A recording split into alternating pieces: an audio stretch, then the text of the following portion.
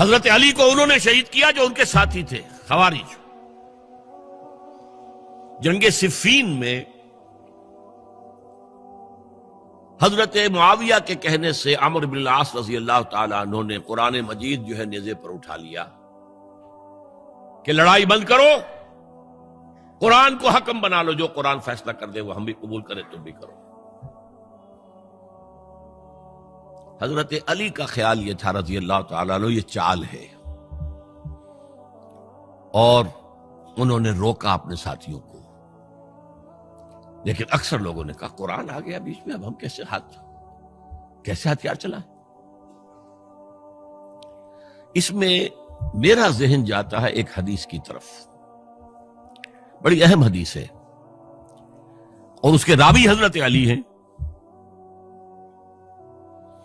حضرت علی فرماتے ہیں کہ حضور نے فرمایا انہا ستکون فتنۃ، ان قریب ایک بہت بڑا فتنہ رونما ہوگا۔ حضرت علی فرماتے ہیں میں نے عرض کیا مل مخرج منہا یا رسول اللہ، اس سے نکلنے کا راستہ کون سا ہوگا؟ فرمایا کتاب اللہ فیہ خبر ما قبلکم ونبأ ما بعدکم وحکم ما بینکم، اس قرآن میں تم سے پہلے لوگوں کی خبریں موجود ہیں، بعد آنے والوں کے حالات موجود ہیں، اور تمہارے درمیان جو اختلافات بھی پیدا ہوں گے ان کا حل موجود ہے۔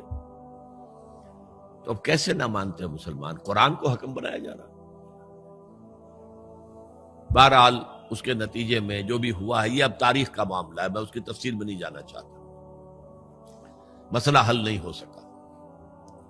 لیکن حضرت علی کی خلافت جو ہے ان کے ہاتھ پر بیعت ہو گئی تھی، وہ چلی، لیکن 4.5 برس سوائے خانہ جنگی کے اور کچھ نہیں ہوا۔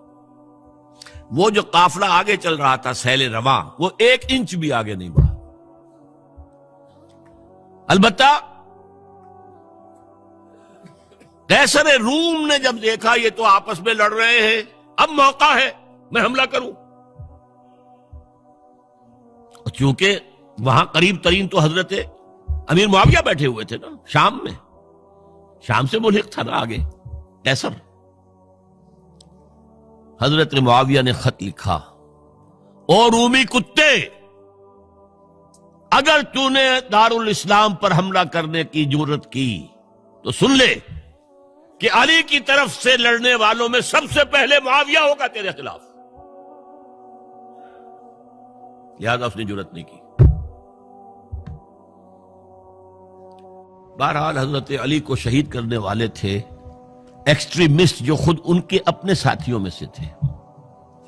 انہوں نے کہا وہ حکم کیوں مانا؟